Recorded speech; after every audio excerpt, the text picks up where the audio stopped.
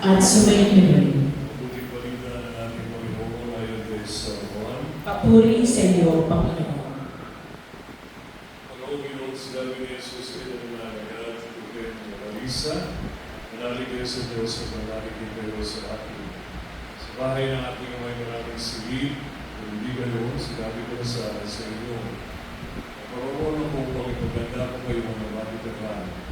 Pag naroon ako na ipaganda na kayo ng matitirahan, babalik ako at sasama ko kayo sa pinaroroonan ko. At alam na inyong daan patungo sa pupuntahan ko. Sinabi sila ni Tomas, Panginoon, hindi po namin alam kung saan kayo pupunta. Paano namin malalaman ang daan? Sumagot si Jesus, ako ang daan, katotohanan, at ang buhay. Wala makakapunta sa Ama, nag-iisip ko ang lumitan ko.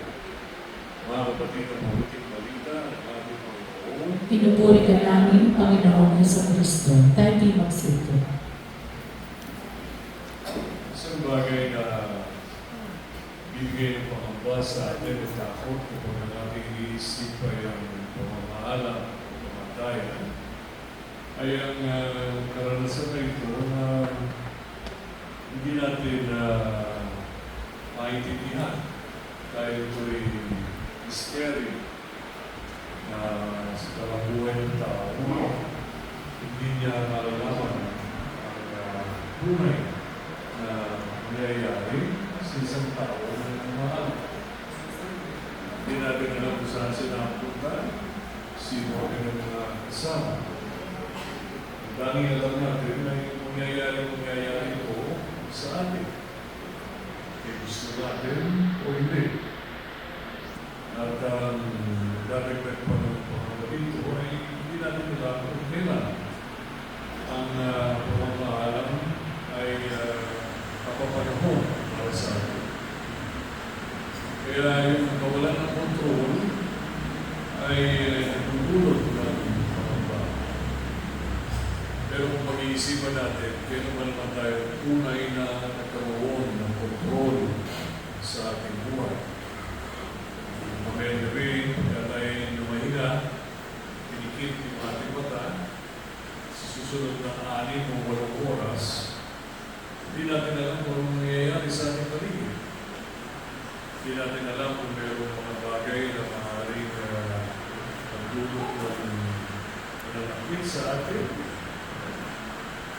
At kung ating pag-iisipan, doon pa lang sa pagsilang sa tao, hindi natin napili ang petsa kung kailan mangyayari. Hindi natin napili yung magulang natin, kung kaninong pamilya tayo mapapabilang. Ang kulay ng ating balat, ang itsura ng ating mukha. Hindi natin napili ang mga bagay. Tanging Diyos nagbigay sa atin ng talento, ng pamilya, ang nakakaalam kung kailan niya pupuli muli ang pagmadaling buhay na binigay na sa tao. Kaya, ganda pag-isipan sa inyong mag-aatid sa inyong mahal sa buhay sa Terra. Pag-isipan natin kung ano yung nangyayari rin sa ating buhay. Nagagapan pa natin ang buong katatan ng ating obligasyon bilang isang padre, o pamilya, o bilang isang kapatid, o kamag-anak, o kaibigan.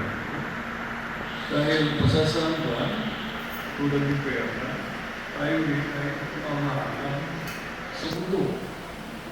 Magandang pagkanangyari yun, buo ang ating pananalig at pananampalataya sa ating Panginoon na nangako na doon sa mga susunod at sa buhay ng pinagtulong at utos, hindi makatotohanan at kapagsilbi sa kanilang pamilya, sa komunidad at sa lipunan.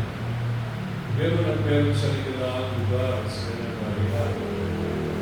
At doon ay makakasama niya ang kaluluwa ng tao na ito sa isang uri ng sitwasyon na wala ng gusto, wala ng bungko, wala ng hati-hati. Ano ba yung mararanasan ay tunay na kasiyahan ng kalooban at katahimikan ng isipan sa isang uri ng panahon ng para sa mga. Natili po tayo ng opo.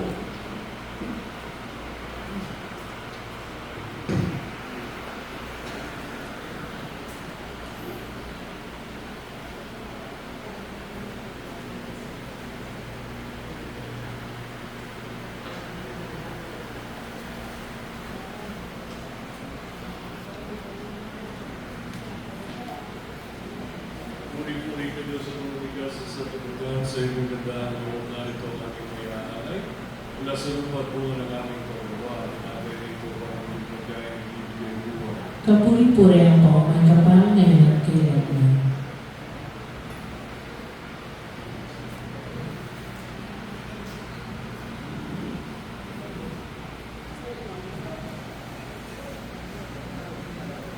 Puri-puri ka Diyos at umigas sa tutugan sa iyong gandaan ng loob na ito ang aming may aanay. Mula sa patas ng bukas at buwan ng aming paggawa. Alam na ito para inuwi ang Biblia buwa sa iyo. Kapuri-puri ang pangkamay kapal ngayon at kailanman.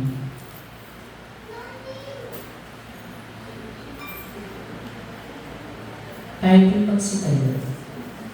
Nalain yung mga kapatid ko, magkakain natin ay kalukulan ng Diyos sa mga kapagalihan. Tanggapin nawa ng Panginoon itong paghahain sa iyong mga kamay sa kapangyarihan karangalan sa ating kapakinabangan at sa buong sambayanan niyang banal. Manaming lumigas sa aming paghahain ngayon para kay Perla, niluluhog namin kanyang mga makaharap sa pag-upo.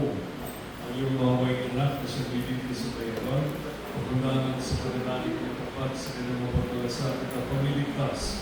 Bilang aming nagpapagitan kasama ng Espiritu Santo, magpa sa walang hanggan. Amen. Sumayin niyo, Panginoon, At sumayin mula sa Diyos ang iyong puso at iba. tinaas na namin sa Panginoon. Salamatan natin ang ating Panginoon Diyos. Marapat na siya ay pasalamatan. Maraming magkapangyarihan tuloy ang marapat ay kami pasalamatan sa pamamagitan ni Yesu Cristo na aming Panginoon. Sa gabi ng kamatayan ay pagdasan sa Sinai ang bigyan pagkabuhay. Loob namin lumalakas, ngayong aming nabibigyan na kamatayan ay ipas. Hindi ito aming magkasasandali ng pagpanaw, ito ang aming nagtuwa. Kami ngayon naman na tayo sa iyo bukas sa iyong buhay. Kaya kaysa ng mga anghel, nagsisilaman ng papuli sa iyo, na walang kumpay sa kalangitan, kami na pumuli sa iyo kalangitan. Banal ka po ang may kapal, banal ang iyong pangalan. Banal ang iyong kaharian, langit lupa'y nagbubuhay sa iyong kadakilaan.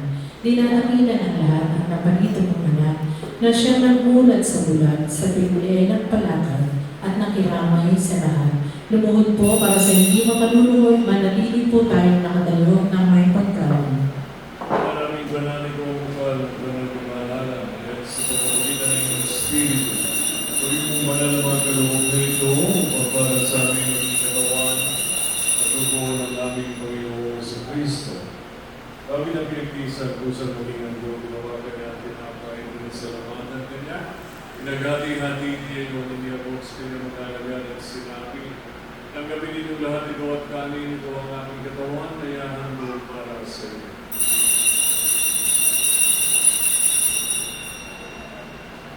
Hindi naman matapos sa tapunan, lumagan niya ang kanis, kuligan niya ito sa lamatan.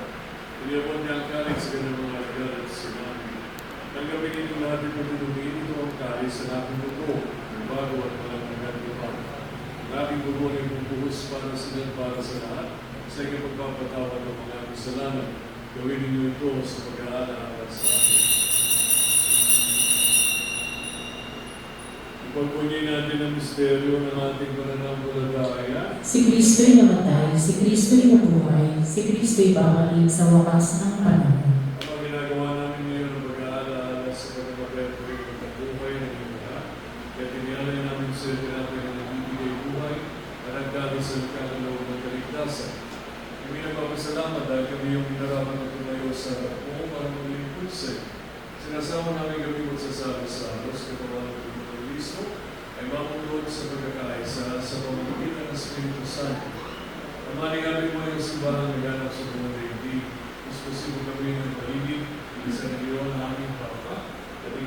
namin obispo at ang Kananga Paria. Lalahanin mo rin si Perla na tinawag mo mula sa daigdig na ito kung siya'y biniyagan sa inatisa ni Kristo sa pagkamatay. Ngayon siya'y pumanaw na naway magkaisa sa ni Kristo sa muling pagkabuhay. Lalahanin mo rin mga kapatid namin na hiblay na may pag-asang sila muling magbubuhay. Gayon din ang lahat ng mga pumanaw, kawaan mo sila at patuloyin sa iyong kaliwanagan. Nawaan mo at pangitapating kami lahat ng mga kasalo sa iyong buhay na walang wakas, kaysa ng mga nagaling Maria ni Nanang Diyos, kaysa ng mga apostolo ng lahat ng mga banal na nabuhay sa daigdig ng kalabot-bulog sa iyo, ay pagdiwang nawa namin ang pagpupuri sa ikarahanan mo sa pamamagitan ng iyong anak na aming Panginoon Yesu Cristo. Sa pamamagitan ni Yesu Cristo, kasama na sa Kanya lahat ng pagkakal at papuri ay sa iyo. Diyos sa mga pagkapangyarihan kasama ng Espiritu Santo, magpa sa walang hanggan. Amen.